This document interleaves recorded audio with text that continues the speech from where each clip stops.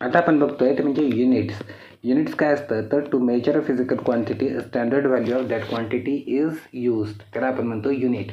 Meaning जर आपल्याला एखाद्या गोष्टी समजा डिस्टन्स आपल्याला सांगायचं आहे तर डिस्टन्स किती आहे हे आपण कशात सांगतो तर we use some type of unit. म्हणजे जर समजा आपण सांगितलं 2 feet किंवा 2 meters तर हे काय झालं युनिट झालं. कुठलं युनिट आहेत फीट हे युनिट आहे किंवा मीटर हे युनिट आहे किंवा किलोमीटर हे युनिट आहे. किंवा जेव्हा आपण कुठल्याही क्वांटिटीच्या बाबतीत असं काय सांगत असू की वॉटर किती लिटर असं मध्ये सांगतो म्हणजे आपण लिटर हे काय सांगतोय युनिट सांगतोय. किंवा कोणत्याही मासमध्ये आपण जर सांगत असू तर मास किलोग्राममध्ये सांगतो आपण तर मग ते काय झालं युनिट झालं. तर to measure a physical quantity standard value of that quantity is used. आता हे स्टँडर्ड व्हॅल्यू म्हणजे काय आहे तर जर आपण सांगतो आहे की एखादी मास आपण सांगताना आपण जर सांगितलं की 10 किलोग्रॅम मास आहे तर हे 10 किलोग्रॅम आपण सांगतोय ह्यामध्ये हे किलोग्रॅम हे युनिट आहे. पण हे किलोग्रॅम म्हणजे नेमकं किती तर याची एक स्टँडर्ड डेफिनेशन बनलेली आहे. तर ही जी स्टँडर्ड व्हॅल्यू आहे याला आपण वापरतो आणि यावरून कम्पेअर करतो की ती जी स्टँडर्ड व्हॅल्यू आहे मल्टिप्लाइड बाय 10. किंवा जर आपण समजा 10 किलोमीटर असं सांगत असू तर आपण काय सांगतो तर ही किलोमीटर किती आहे याची एक स्टँडर्ड डेफिनेशन आहे. सो आपण काय सांगतो तर 10 मल्टिप्लाइड बाय ती स्टँडर्ड जे काय असेल ते. तर असं आपण स्टँडर्ड व्हॅल्यू जे असेल त्या युनिटची ती यूज करतो आणि त्याच्यानुसार आपण सांगतो की ते किती आहेत. सो आपण युनिट सांगताना असं सांगतो. किंवा जर समजा स्मॉलर जरी केलं समजा 0.2 किलोमीटर्स असं जरी म्हटलं तर हे काय सांगतो आपण तर किलोमीटरच्या स्टँडर्डमध्ये 0.2 घ्यायचं आहे म्हणजे आपण तेवढं किलोमीटर आहे असं सांगतो. So what do you do तर आपण काय करतो तर आपण एक स्टँडर्ड सेट केलेला आहे आणि तो स्टँडर्ड आपण वापरतो. तर हा स्टँडर्ड मात्र फिक्स असतो म्हणजे प्रत्येक फिजिकल क्वांटिटीचं जे काही युनिट असेल त्याचा स्टँडर्ड हा फिक्स असतो.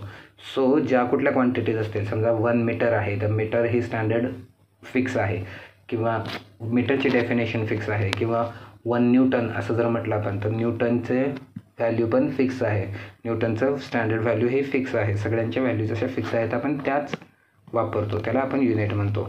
सो एक्झाम्पल काय आहे तर फोर्स इक्वल टू 100 न्यूटन म्हणजे इथं आपण काय करतो आहे तर हे न्यूटनचा जे स्टँडर्ड व्हॅल्यू आहे ती मल्टिप्लाइड बाय 100 टाइम्स असं आपण सांगतो आहे. तर ही जी 1 न्यूटनची व्हॅल्यू ही मात्र स्टँडर्ड व्हॅल्यू आहे आणि आपण ती यूज करतो.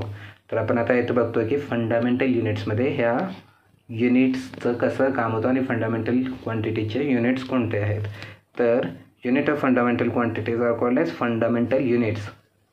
आणि या युनिट्सच्या डेफिनेशन मात्र क्लिअर आहेत की त्या दुसऱ्या कुठल्याही क्वांटिटीवरती डिपेंड नाही आहेत. मिनिंग हे 1 मीटर आहे तर 1 मीटर म्हणजे नेमकं किती हे ठरलेलं आहे आणि ते स्टँडर्ड थ्रूआउट आपण वापरतो.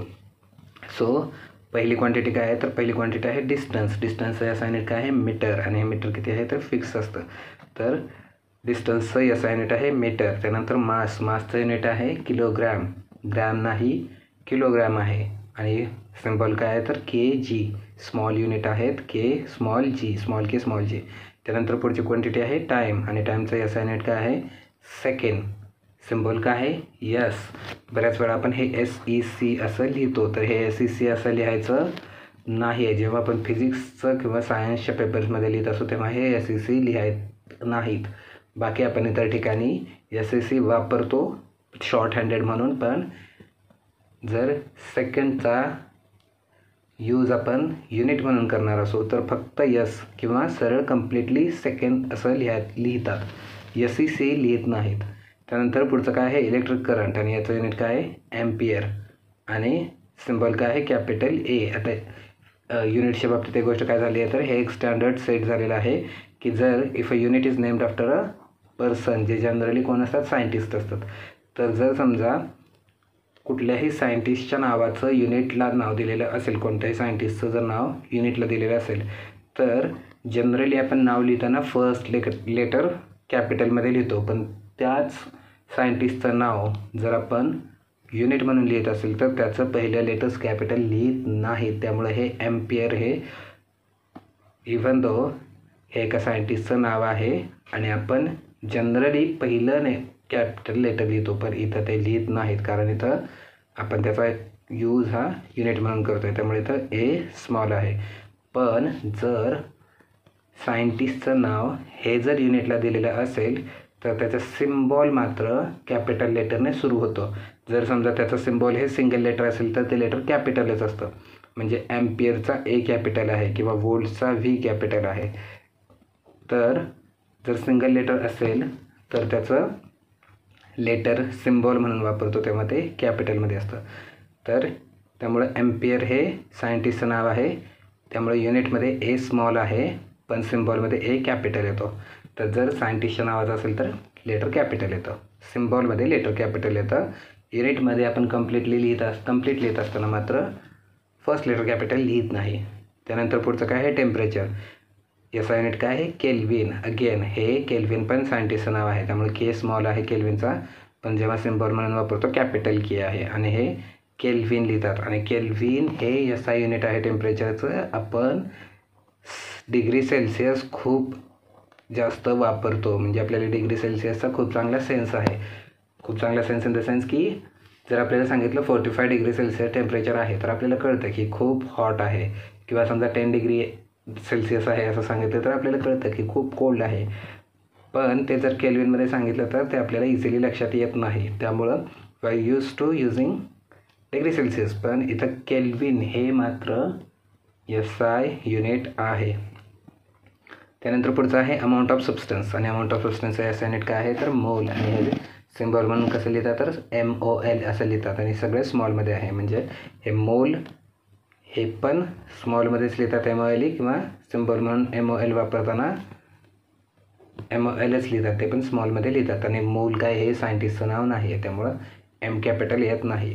आणि पुढचं काय ल्युमिनस इंटेन्सिटी. आणि ल्युमिनस इंटेन्सिटीचं साईन काय आहे तर कॅन्डेला आणि त्याचं सिम्बॉल काय CD. आणि याच्यावरून काय आपल्याला कळतं आहे तर हे पण सायंटिस्टचं नाव नाही आहे. तर हे झाले आपले 7 फंडामेंटल SI युनिट्स. आणि या SI युनिट्स फंडामेंटल युनिट्स का आहेत तर ह्या दुसऱ्या क्वांटिटीज या फिजिकल क्वांटिटीज आहेत ज्या फंडामेंटल क्वांटिटीज आहेत, त्यामुळे त्यांचे युनिट्स पण फंडामेंटल युनिट आहेत. आणि फंडामेंटल क्वांटिटीज का तर या क्वांटिटीज दुसऱ्या कशावरतीही डिपेंड नाहीत. त्यामुळे हे झालं फंडामेंटल युनिट्स. त्यानंतर पुढं आहे derived units. Units of derived quantities are called as derived units. तर डिराइव्ड क्वांटिटी आहे म्हणून डिराइव्ड युनिट आहे. आणि त्याचे एक्झाम्पल काय आहे तर पहिलं काय आहे क्वांटिटी. क्वांटिटी आहे व्हेलॉसिटी. व्हेलॉसिटी काय असते तर व्हेलॉसिटी डिपेंड आहे. व्हेलॉसिटी काय फंडामेंटल क्वांटिटी नाही. व्हेलॉसिटीचा फॉर्म्युला आहे त्यामुळे velocity is equal to displacement upon time. तर डिस्प्लेसमेंट अपॉन टाईम आहे. आणि जर याचं युनिट काढायचं असेल तर आपण त्या फॉर्म्युल्यामध्ये जसंच्या तसं युनिट्स काढतो. म्हणजे डिस्प्लेसमेंटचं युनिट काय आहे डिस्प्लेसमेंटचं युनिट मीटर डिवाइड बाय टाईमचं युनिट काय आहे सेकंड. सो हे आपलं होतं SI युनिट फॉर व्हेलॉसिटी. आता सगळ्या डिराइव्ड क्वांटिटीचं असंच निघतं, पण काही वेळा काय केले तर काही सायंटिस्टच्या रिस्पेक्ट म्हणून त्या क्वांटिटीजला तशी नावं दिलेली आहेत. तर त्यावेळी त्या सायंटिस्टचं नाव SI युनिट म्हणून वापरलं जातं. ज्याचं एक्झाम्पल इथंच आहे न्यूटन. तर फोर्स सेकंड क्वांटिटी काय आहे फोर्स. फोर्स ही पण डिराइव्ड क्वांटिटी आहे. सो याचा काय फॉर्म्युला आहे तर force is equal to mass into acceleration. So याचं जर SI युनिट काढायचं असतं तर आपण काय केलं असतं तर मासचं युनिट आहे kg मल्टिप्लाइड बाय ॲक्सेलरेशनचं युनिट काय आहे मीटर पर सेकंड स्क्वेअर. सो हे आपण काय केलं असतं kg मीटर पर सेकंड स्क्वेअर हे झालं असतं SI युनिट फॉर फोर्स. पण फोर्सचं SI युनिट हे दिलेलं आहे काय दिलेलं आहे न्यूटन. सो फोर्सचं SI युनिट काय आहे न्यूटन. जर समजा हे नाव दिलं नसतं तर आपलं फोर्स युनिट हे असतं kg मीटर पर सेकंड स्क्वेअर. आता न्यूटन अगेन सायंटिस्टचं नाव आहे तरीही N स्मॉल येतो पण सिम्बॉल म्हणून कॅपिटल N येतो. तिसरं युनिट काय आहे तिसरं क्वांटिटी आहे वर्क. आणि वर्कचं युनिट आहे जूल. अगेन जूल हे सायंटिस्टचं नाव आहे तरी J स्मॉल येईल बट सिम्बॉल J कॅपिटल येईल. तर हे डिराइव्ड क्वांटिटीचे युनिट फक्त आपल्याला समजण्यासाठी इथं एवढेच दिलेले आहेत. दुसरा एक व्हिडिओ बनवला आहे त्यामध्ये हे सगळे दिलेले आहेत. जेवढे आपल्याला लागतात तेवढे सगळे तिथं दिलेले आहेत. आणि आता तिसरं फक्त एक टाईप आहे. म्हणजे आपण फिजिकल क्वांटिटीचे 3 टाईप्स आहेत असं बघितलं होतं. पहिला टाईप होता फंडामेंटल क्वांटिटीज जे 7 फंडामेंटल क्वांटिटीज आहेत ते आपण बघितल्या होत्या. त्यानंतर दुसरं काय बघितलं होतं आपण डिराइव्ड क्वांटिटी.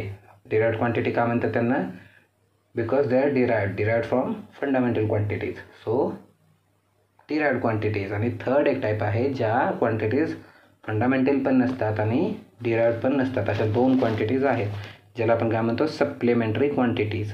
तर सप्लिमेंटरी क्वांटिटीजचे युनिट हे त्याला आपण काय म्हणतो सप्लिमेंटरी युनिट्स. आणि माझे सप्लिमेंटरी युनिट्स काय आहेत तर पहिली क्वांटिटी काय आहे सप्लिमेंटरी क्वांटिटी प्लेन अँगल. आणि प्लेन अँगलचं युनिट काय आहे रॅडियन. तर युनिट आहे रॅडियन. सो प्लेन अँगलचं युनिट आहे रॅडियन. आणि सेकंड सप्लिमेंटरी क्वांटिटी आहे सॉलिड अँगल आणि त्याचं युनिट काय आहे स्ट्रॅडियन. फक्त स्ट्रॅडियन स्ट्रॅ होतं आणि स्ट्रॅडियन हे याचा युनिट आहे. सो या 2 सप्लिमेंटरी क्वांटिटीचे 2 सप्लिमेंटरी युनिट्स आहेत. सो आपण काय काय बघितलं की फंडामेंटल क्वांटिटीज आणि त्याचे 7 युनिट्स बघितले. सेकंड आपण बघितलं एक्झाम्पल म्हणून डिराइव्हड क्वांटिटीचे युनिट्स बघितलं. आणि थर्ड आपण बघितलं की सप्लिमेंटरी युनिट्सचे एक्झाम्पल बघितले ज्यामध्ये आपण बघितलं प्लेन अँगलचं युनिट रॅडियन आणि सॉलिड अँगलचं युनिट स्ट्रॅडियन. यामध्ये 2च सप्लिमेंटरी युनिट आहेत. त्यामुळे आपण फंडामेंटल 7 क्वांटिटीज आणि सप्लिमेंटरी 2 क्वांटिटीज यांचे युनिट्स बघितलेले आहेत. डिराइव्हड क्वांटिटीज मात्र खूप जास्त आहेत. तर त्यातल्या काही क्वांटिटीज मात्र आपल्याला नेहमी लागतात. त्याचे युनिट्स हे डिराइव्हड क्वांटिटीच्या व्हिडिओमध्ये दिलेले आहेत. तर हे झालं की युनिट्स. आणि युनिट्स कशाचे आपण बघितले फंडामेंटल क्वांटिटीज डिराइव्हड क्वांटिटीज आणि सप्लिमेंटरी क्वांटिटीज.